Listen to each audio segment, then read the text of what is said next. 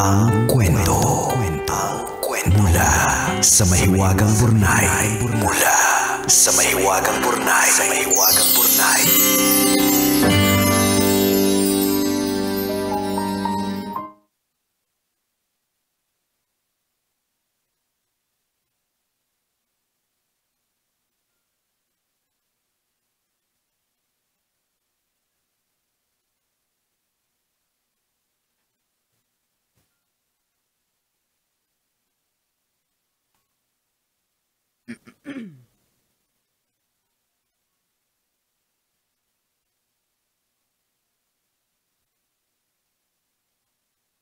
Dear Nicole and Diego, itago niyo na lang ako sa pangalang Lucille, mid-30s at isang negosyante. Yung asawa ko ay isang government employee. Isa lang ang naging anak namin. Sumulat ako para ibahagi sa inyo ang isang karanasan. Baka sakaling kapulutan ng aral ng mga kapwa ko tagapakinig. Dahil abala ako sa negosyo, madalas umaga pa lang wala na ako sa bahay. Gabi na kung makauwi ako. Yung asawa ko naman, maghapon din sa trabaho. Mabuti na lang at meron akong kasambahay na nag-aasikaso na din sa anak namin. Isang dekada na sa akin si Mareng. Kapatid siya nung suki ko sa gulay sa palengke at inirekomenda sa akin. Dalawa silang kasambahay dati pero nung umalis yung kasama niya, siya na lang ang natira. Kinakaya naman ni Mareng ang trabaho pero dahil tumatanda na din, gusto ko namang hindi siya masyadong hirap sa gawain. Kaya kumuha ako ng isa pang kasambahay para may katuwang siya. Kaso, isang linggo pa lang yung bago, napansin kong nawawalan ako. Nagkukulang yung pera ko sa wallet. Nawala yung isang mamahaling singsing ng asawa ko. Sanay kasi ko kay Mareng na kahit pakalat-kalat ang pera at alahas ko sa bahay, wala namang nawawala. Bago maubos ang alahas ko, pinaalis ko ang bagong kasambahay. Desidido akong pagaanin ang buhay ni Mareng kaya naghanap ako ulit. Swerteng madali naman akong nakakuha. Kaso, ganun ulit ang eksena. Ilang araw pa lang, nawawala na naman ako ng pera at alahas. Yung hikaw kong bagong bili at ipinatong ko lang sa tukador, hindi ko na mahanap. Yung pambayad ng association dues na idinikit ko sa ref, biglang nawala. Wala akong nagawa kung hindi paalisin ulit yung bagong yaya. Isang araw dumating ang asawang tricycle driver ni Mareng sa bahay. Naubusan kasi kami ng tubig na inumin kaya nautusan ko siyang bumili. Nagkataong nasa bahay ako noon dahil masama ang pakiramdam ko. Laking gulat ko nang makitang suot ng asawa ni Mareng ang singsing ng asawa ko. Hala. Binawi ko ang singsing at nung oras ding yon, pinasama ko na si Mareng sa asawa niya at hindi na pinabalik pa. Hindi na ako kumuha ng kasambahay simula noon. Binalanse ko na lang ang oras ko sa pagnenegosyo at mga gawaing bahay. Naging masinop na din ako sa pera at mga alahas. At kahit nagmamadali, inilalagay ko na sa vault at hindi na iniiwang pakalat-kalat. Yan ang aking kwento, Nicole at Diego, at sana ay kapulutan ng aral ng mga listeners ninyo.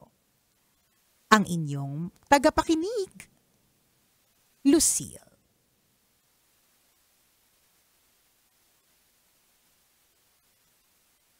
Yan ang sinasabi natin. Grabe naman. Na kapag ka ang tiwala ay nawala, di nga na. Oo. Ganun. Hindi natin alam na ang laging pinagbibintangan yung mga ibang katulong. tao, correct. Oo. Yung pala, yung original, yung OG.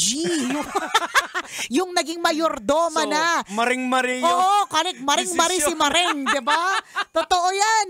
Alam mo, minsan, ito yung sinasabi natin kanina. Aha. Kanina ba to o yung nirecord natin para sa Thursday? Naguluhan ako.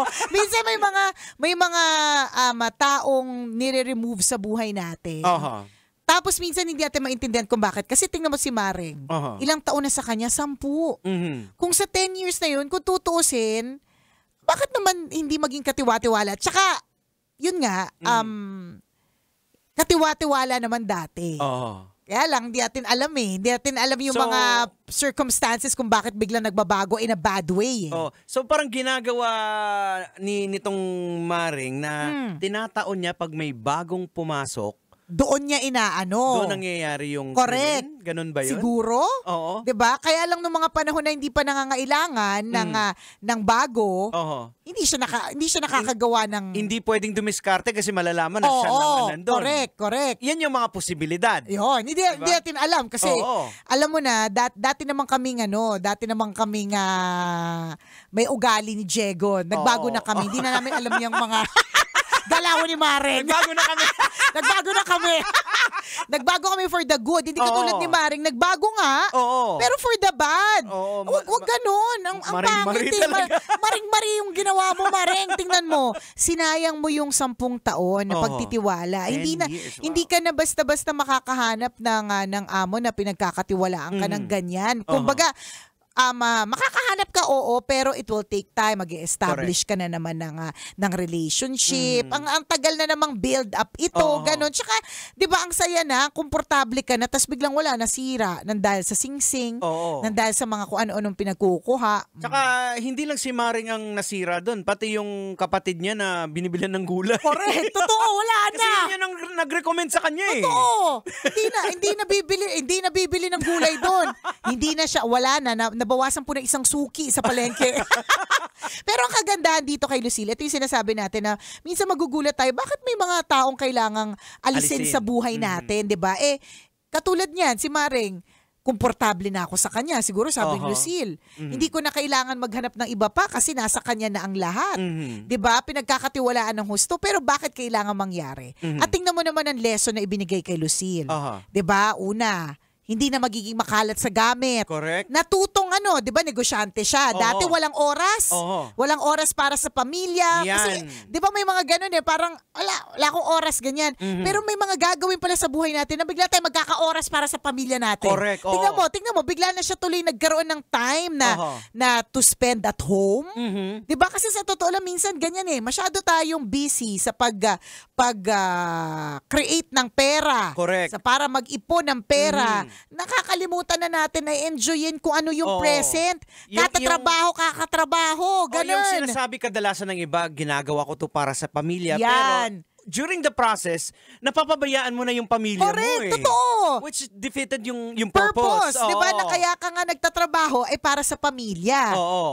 Pero diba? dito mo rin makikita, mga kabisyo, na yung nangyayari talaga, tinuturuan ka ng lesson. Correct. Parang teaching you na eto yung dapat mong gawin. Parang nililid ka. Parang nangyari din sa kakilala ko na nangyari din yung sobrang matinding pangyari.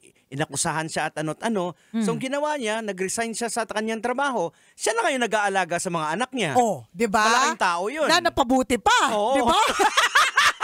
Na yung asawa nun, hindi niya magagawa lahat ng mga magagawa niya. Kung yung lalaki, nagtatrabaho pa din. Di ba? Totoo yun. Kaya makikita mo yung wisdom. Yung balance. Pero during that time, hindi mo makikita yan. Hindi mo talaga maintindihan kung amazing. bakit. Di ba? Bakit kailangan mangyari? Di ba? Yun Parang, bakit kailangan mawala ng trabaho? Bakit kailangan mawala ng kasambahay? Bakit kailangan mawala ang isang... yung mga ganun ba na, okay naman na. Ayos naman na. Pero ang di mo alam, mas mapapabuti pa pala. Correct. Meron pa palang mas magandang magiging effect ito. Ganon. Parang nangyari din kay Lucille. Yes, diba? Ngayon, nagkaroon ka na ng time sa anak mo, sa family. Tama. Nababalanse na. Masinop ka na pati. Correct. Diba? May bolt ka na. Gusto ko sabihin, tare, may bolt. Yayamanin. Diba? Pero Pero natuto ka doon. Mhm. Hindi ka basta-basta pakalat-kalat ng gamit. Siguro ang isa pang pwedeng matutunan dito is wag din sa sobra. Mhm. Kasi 'di ba kapag masyadong sobra yung gamit, nakakalimutan na natin or Correct, oo. hindi na natin napapangalagaan kasi Yan. sobra siya eh. Mhm. 'Di ba? So siguro ang isang lesson na ibinigay din dito kay Lucille, okay lang yung sakto lang. Oo. Kung ano lang yung pangangailangan, edi doon lang tayo. Ayun lang yun, oo. Para wala nang extrang pwedeng nakawin, 'di Correct, ba? oo. Yung ganon. Mhm. Mahirap lang talagang intindihan lagi, ATM, at the moment, bakit kailangan mangyari? Mhm. Pero sa totoo lang, meron talagang mas malalim na dahilan. Oo. Kasi isa din sa tinuturo din yun, hindi lang kay Maring, kay Lucille. Yung ginagawa niya Correct, na actually more kay Lucille nga eh. ipapatong niya lang kung saan, kahit sabihin wala namang balak talaga si Maring. Pero dahil nga yung tukso, Correct. hindi nawawala yun Oo. eh. Masakit sa mata, Totoo. nagagawa tuloy nung tao. At ulitin natin ang tukso lagi po siyang dumadating sa form na maganda. Oho. Eh kung ang nakatiwangwang dyan ay singsing na tanso, hindi mo naman ano lang kung alam mo kang kapag ka napawisan lang ng konti, mangingitim, di mo naman Oo, yan eh. oo, Eh tama. pero kung yung nakapatong, shining, Oo. shimmering Mayet de la Rosa fine jewelry. Oo, ayan. Kumikinang-kinang tinatawag ka. Yan, mga ganyan, hindi dapat pinapatong-patong Oo, saan lang. correct. Kasi tukso talaga yan. Kukunin mo talaga yan. Oo. Hindi naman lahat do. Pero Mhm. yung bang mag-iisip ka tuloy, siguro Oo. ang naisip kong scenario dyan baka itong si Maring, baka may LQ sila nung asawa niyang tricycle driver. Aha. Tapos ito yung kanyang pang reconciliation gift. Aha. O di naman kayo anniversary nila. Tapos naisip niya, ito yung magandang paregalo. Yung mga Oo. ganun ba? Or- Natukso tuloy. Or posible din na, ito si Ma'am Lucille, parang hindi niya naman Oo, napapansin. Pakalat-kalat, baka hindi niya mapapansin Correct. yan. O, di ba yung ganon? Oo. Oo. Yung nagsimula sa isang maliit na kasalanan, ay pwede pala. Tama. Nagtuloy-tuloy na. O, Ayan. nagpatong-patong na. Oo. At ano pa yung naging consequence, di ba? Mhm. For both. Oo. Si Mareng nawala ng trabaho, si Ayan. Lucille nawala ng singsing. Oo. Ay, di, nabalik naman sa kanya, pero nawala ng pagkakatiwalaan. So, Hindi, nawalan talaga siya yung mga nakaraan. hindi. Yung nakita niya lang na Correct, totoo, Kailan di ba? nabawi? Totoo. Pero yung mga pera, wala na. Wala na yun. Naiinom na yun. Naitaya na sa loto, naitaya na sa sabong, di ba? Naisuka na. Totoo. Na-check-in na. Hindi mo na mababawi. Oo. So always there will be lessons to be learned. Ang maganda dito, 'di ba? Yung biglang nagkaroon ng time. Aha. Yun yung kagandahan. yun yung kagandahan eh kasi minsan sobrang busy Oo. na hindi na nababalanse. Oo. Dahil nga nadadala tayo sa mga worldly things na nakikita natin sa paligid natin na masyado we spend time sa mga Correct. lakad. Kasi gusto mong sabayan eh. Tama. In the process again na nakakalimutan mo na yung values na Totoo. dapat ituro mo sa family mo, nawawala na. Correct. Ganun. Oo. Yun. So, alam mo for sure yung anak mo, parang laking ipinagpasalamat niya pa. Mhm. Nang dahil pala dun sa pagnanakaw Oo. ni Maring eh. Ayan. Na yung mami ko, nakikita ko na sa bahay. Oo. So kung titingnan natin dito, naging instrument si Maring para umayos yung Diba? yung buhay mo. Correct. Pero Diba? nung una, Mhm. hindi mo yung maiisip. galit na galit ka. Galit Sabi na mo, galit ka. magnanakaw. Correct. Ang sama ng loob mo kasi pinagkatiwalaan mo. Oo. Bakit ganun, di ba? Pero imaginein mo kung si Maring nandyan pa rin sa inyo na wala ang ginawa na wala kang oras sa pamilya mo. Wala. At saka higit sa lahat, nakukuhaan ka ng nakukuhaan. At nagbibintang ng Oo, ibang tao. correct, oo. 'Di ba? Yun din yung masaklap eh. Yung kapag masyadong pamilyar na sa'yo ang isang tao, yung sobrang komportable niya na sa'yo, Aha. ayan na. Yan yung mga katulad niya na nangyayari. Kaya siguro ang maganda din na next time kung maghahanap ng kasama sa bahay, yung magsiset ka ba ng boundaries? Correct. Mhm. 'Di ba? Hindi yung masyadong all out. Yung Aha. basta matuto na. Yun lang yun. Matuto mula dito sa mga pagkakamaling nangyari na ito. Oh, tsaka din sinabi ko rin din to sa kaibigan ko may mga tauhan din kasi siya na maliit lang na negosyo.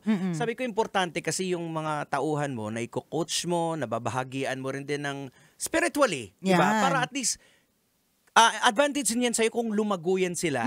Hindi ka magkakaroon sila ng tamang attitude. Correct. At hindi sila, may takot sila. Oo. May takot sila sa Diyos na hindi sila gagawa ng Oo. ng So ikaw din ang mali. magbe-benefit kung halimbawa yung mga tao mo natuturuan mo ng tamang ng tama. pag-uugali. Correct. Hindi lang dyan, magtrabaho kayo, ganito. Sasakitin yung ulo mo. Oo. Hindi, actually, baka kay Lucille, baka may ugali ka din na may kailangan kang baguhin. Di ba may mga Oo, ganon? ayan. Di ba may Pero mga... hindi namin sinasabi na may ugali ka. Hindi naman Baka lang. Baka lang, di ba? Hindi natin pwedeng kayo, Oo. dalawa yung katulong, ibig sabihin meron. Ay, tsaka may vault. Oo, may vault. Oo, So ito yung mga pwede. December na. oo. December na. Oo nga. Lucille. Alam mo, Lizzie, sabi ko na, alam mo, sa totoo lang, ang gaan ng loob namin Oo, sa'yo. Sobra. Pagkakabasa pa lang namin ng kwento mo, parang, Oo. parang, Naawa kami sa'yo kasi niloloko kayo. Ay, ang bad-bad ni Ba't talaga ni Maren. Di ba? Kung gusto mo ng mga taong pagkakatiwalaan, ask mo kami. Oo. Nararamdaman namin, Lucille, ikaw ang aming bagong BFF. Correct. Awang-awa kami sa asawa nyo. Asawa mo, busy-busy sa work. Correct, di ba? Ikaw din. Oo. Nagbago lahat. Nagbago lahat. May bote. Nagbago ang lahat ng dahil sa, ayaw nga pala, yayamanin to si Lucille. Huwag natin siyang aawayin. Kakampihan natin siya. Magastos ang Pasko, Diego. Tama, buti pinaalala mo sa akin. Wala kang ugali. Ang sinabi namin kanina, baka lang. Sa iba. Oo. Diba yun? Hindi ikaw yun. Oo, wag mo saluhin. Oo. Ito naman si Lucille naman. Parang hindi ka naman sanay sa mga DJ dito sa Love Radio. Mapagbiro lang Alam naman niyo kami. Alam mo kung minsan papahamak talaga kami sa mga bibig. Kaya kontrol din namin. Kaya minsan, itinitigil na namin, kaya itigil na natin to. O Lucille ha, I hope you learned the lessons along the way. And we're glad na you have more time with your family. Yes. Kasi aanin mo rin naman ng sobrang dami mong pera sa negosyo kung hindi mo rin naman masispend with your family. Yeah, we're happy for you. Yes! BFF, Lucille. Oras natin! 1:39. Ako pong kumikinang na ulo, Diego Bandido. At ang kumikinang ina mo na si Nicole Yala, kailangan pa bang i-memorize yan? Basic!